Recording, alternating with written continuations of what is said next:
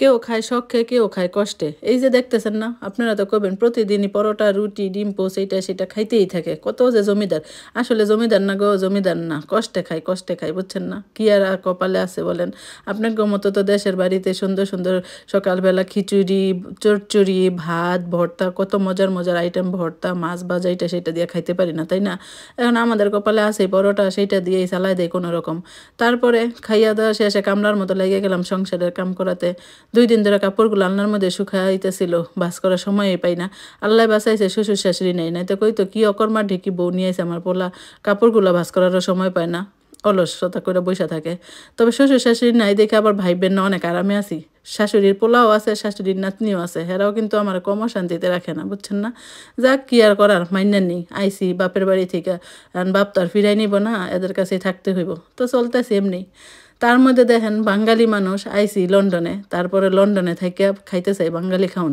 এর মধ্যে বিদেশি সবজিগুলারও ছাড় দিই না, কি কন? বিদেশিরা যদি একটাবার বুঝে বাঙালিরা আমরা হ্যাগো সবজিগুলার এমন অত্যাচার করতেছি, তাইলে আমাকে কী অবস্থা হবে বুঝেন?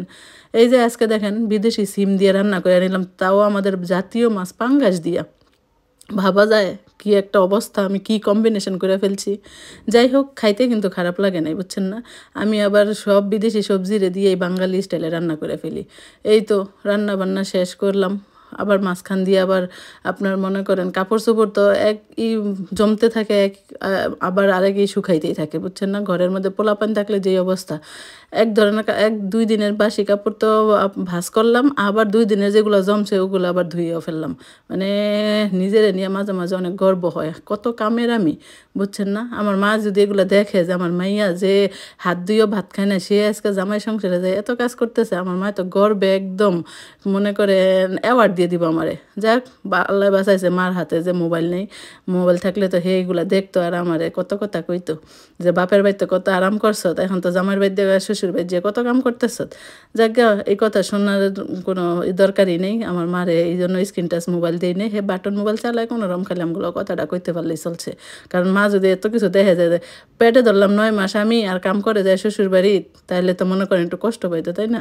থাক, কষ্ট পাওয়ার দরকার নেই, এই জন্য মারে আর স্ক্রিন মোবাইল দিই নেই। ওই যে ভাই বোনকে মোবাইল দিয়ে একটু ভিডিওতে দেখে আমি কথা কই, অতটুকুই যথেষ্ট, আর বুঝাই না যে আমি যত কামসাম করি, বুঝছেন না? যাক, এই যে কামসাম করে আবার কামলার মতো পরিষ্কারও করে রাখুন লাগে, পরিষ্কার না করে রাখলে তো আবার নিজেরই অসুবিধা, কারণ খিটখিট করে, বুঝছেন না?